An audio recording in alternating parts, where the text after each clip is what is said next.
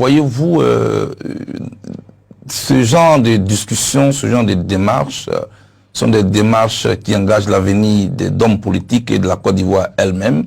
Et vous connaissez la situation en Côte d'Ivoire, elle n'est pas du tout aisée. Je préfère ne pas faire de commentaires là-dessus pour le moment. Et nous attendons. Mais c'est votre souhait de rentrer chez vous bientôt? C'est mon intention et ma volonté de rentrer chez moi bientôt.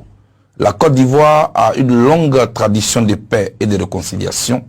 Laurent Gbagbo, après 6 ans d'exil, est rentré en Côte d'Ivoire, accueilli par l'ancien président Félix Houphouët-Boigny en son temps. Nous étions en septembre 1988. Henri Konan Bédié, en exil, a été accueilli par le président Laurent Gbagbo. Nous étions en octobre 2001. Alassane Ouattara, en son temps, est rentré chez lui, accueilli par le président Laurent Gbagbo. Nous étions en novembre 2001. Aujourd'hui, la Cour pénale internationale met la Côte d'Ivoire face à ses responsabilités. Il appartient à la Côte d'Ivoire de saisir cette perche-là pour regrouper ses filles et ses fils, pour faire oublier cette page douloureuse que notre pays a connue. J'espère que cela sera fait. Alors vous venez de mentionner Laurent Gbagbo. Est-ce que depuis la décision des juges la semaine dernière, est-ce que vous lui avez parlé? J'ai vu que vous lui avez souhaité un joyeux anniversaire, mais est-ce que vous lui avez parlé? Est-ce que vous savez s'il va lui aussi bientôt rentrer? Je ne lui ai pas parlé et je ne connais pas trop son agenda. Mon souhait est qu'il rentre chez lui. Il se sentirait mieux chez lui aussi. Il a dirigé le pays. Je pense que Laurent Gbagbo est attendu par nombreux Ivoiriens, nombreuses Ivoiriennes, et son arrivée, mon arrivée, pourrait donner un coup d'accélérateur au processus de réconciliation en cours. Alors le problème, c'est que vous n'êtes pas seulement attendu peut-être par les Ivoiriens, mais vous êtes tous les deux visiblement attendus par la justice ivoirienne. Vous avez tous les deux été condamnés par contumace à 20 ans de prison dans 2 affaires différentes. Vous, il s'agit d'actes de torture, d'homicide volontaire et de viol. Est-ce que si vous rentrez, vous n'allez pas, si je puis utiliser l'expression, vous jeter dans la gueule du loup et être immédiatement arrêté? Il n'y a pas de loup en Côte d'Ivoire. Il y a des Ivoiriens en Côte d'Ivoire, le peuple notamment. Il y a des autorités ivoiriennes qui comprendront que chaque chose en son temps. Il y a un temps pour se battre, il y a un temps pour parler paix. Et je pense que je ne crois pas qu'il y ait de loup en Côte d'Ivoire.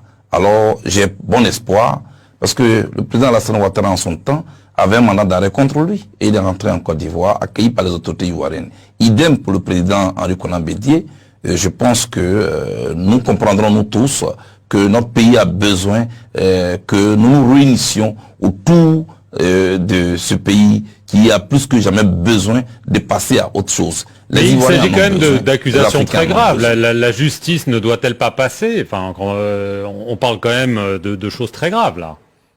La justice est déjà passée, d'autant plus que c'est la Cour pénale internationale qui m'a acquitté en janvier 2019, c'est la même Cour qui me permet aujourd'hui de rentrer chez moi.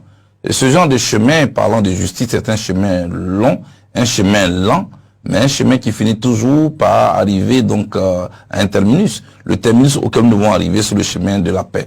Moi, je pense que j'ai bon espoir que tous nous comprendrons que le temps est arrivé pour qu'on tourne cette page.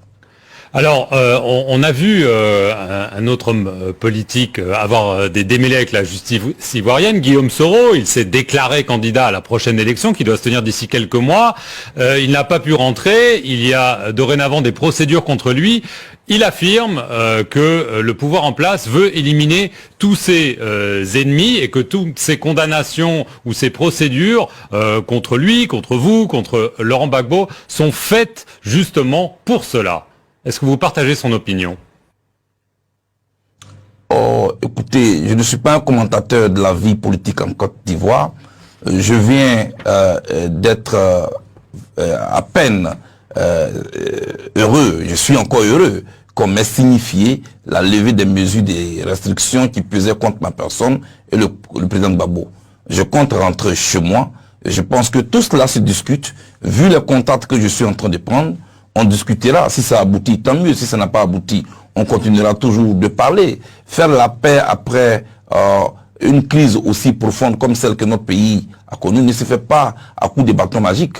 Il faut seulement qu'il y ait un peu de volonté. Et la mienne existe. Je tends la main au président Alassane Ouattara et à toute son équipe.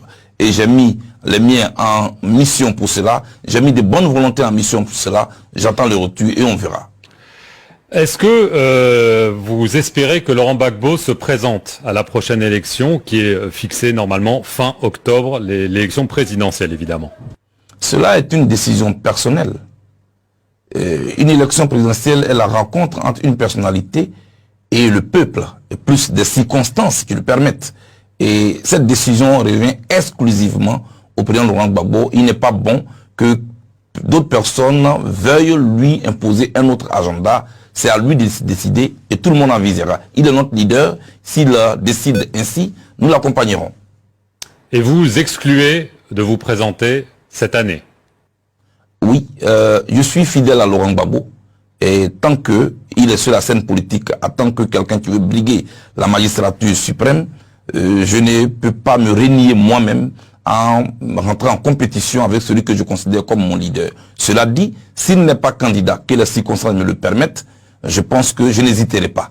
Pour l'instant, je suis en train de m'organiser avec d'autres camarades pour que le vote puisse avoir tout son sens. C'est-à-dire que le vote de chaque Ivoirien compte et que désormais, les promesses électorales ne puissent plus engager ceux qui y croient dans notre pays, mais ceux qui le font. Alors, avec d'autres organisations de la société civile, avec des associations, avec des syndicats qui m'ont sollicité pour diriger une coalition, je puis donc vous annoncer que d'ici le 13 juin, je serai certainement à la tête d'une coalition qui va porter la voix des Ivoiriens. Alors, qu'en est-il de Simone Gbagbo, qui a encore un rôle influent au sein du FPI? Comment est-ce que vous voyez les choses avec elle? Est-ce que vous avez eu des interactions avec elle? Oui, je parle avec Simone, madame la première dame à son temps. Je parle avec elle et je la soutiens dans toutes ces actions qu'elle mène en ce moment, notamment des actions de paix et de réconciliation. C'est le genre de dame politique dont la Côte d'Ivoire et l'Afrique ont besoin. C'est une dame qui nous inspire, nous, jeunes gens, parce que des gens de valeur comme elle soient encore sur la scène politique, c'est une chance que nous devons saisir. Maintenant, est-ce qu'elle veut briguer la magistrature suprême? Cette décision lui revient exclusivement. Je ne peux pas lui imposer un agenda comme il l'a dit tantôt. Mais est-ce que vous le souhaiteriez, par exemple? Est-ce que vous considéreriez qu'elle serait une bonne candidate? Simone Gbagbo est une femme politique. Elle a passé toute sa vie dans la politique et sur l'arène politique. Elle a été députée, elle n'a pas seulement été une première dame du genre « sois belle et tais-toi ». C'est une femme d'action et de réflexion. Si elle est ça même, malheureusement, ce n'est pas mon souhait qui compte ici, c'est sa décision à elle qui compte. Diriger un pays, ce n'est pas le souhait des autres. C'est d'abord elle qui décide selon ses capacités, selon ses ambitions. Ensuite, elle sollicite des associations ou des leaders d'opinion qui pourraient donc l'accompagner. En ce qui me concerne, je suis à l'écoute, mais c'est une dame pour laquelle j'ai beaucoup d'admiration et qui pour moi est une chance pour la Côte d'Ivoire et pour l'Afrique. Dernière question, Charles Blé Goudet, vous avez donc annoncé la création d'une coalition d'ici le 13 juin. On a vu que le FPI donc de Laurent Gbagbo s'est allié avec le PDCI d'Henri Konan Bédié. Ils ont annoncé qu'ils allaient faire campagne ensemble. Est-ce que vous êtes prêts à les rejoindre dans ce nouveau type d'alliance ou est-ce que vous pensez que ce n'est pas une bonne stratégie? Je n'ai pas de commentaires outre mesure à faire concernant une alliance entre deux formations politiques qui jugent, en tout cas en toute conscience, que c'est le moment de s'allier. Mais en ce qui me concerne, je n'ai pas encore été invité dans cette alliance-là. Moi, je suis plutôt préoccupé à répondre à l'appel que mes amis m'ont lancé de diriger une coalition avec la société civile, avec des syndicats, pour qu'on puisse prendre en compte le vote des Ivoiriens, qu'on puisse plus faire des promesses aux Ivoiriens et ensuite revenir 5 ans plus tard. Je salue la coalition et le rapprochement entre le PDCI-RDA et le FPI, mais ces deux partis sont responsables de ce qu'ils font. Je n'y ai pas encore été invité et je n'ai pas de commentaires à faire. Très bien, je vous remercie beaucoup Charles Blé Goudet d'avoir été sur France 24 depuis La Haye et merci à vous d'avoir suivi cet entretien sur notre antenne. Restez-y pour plus d'informations.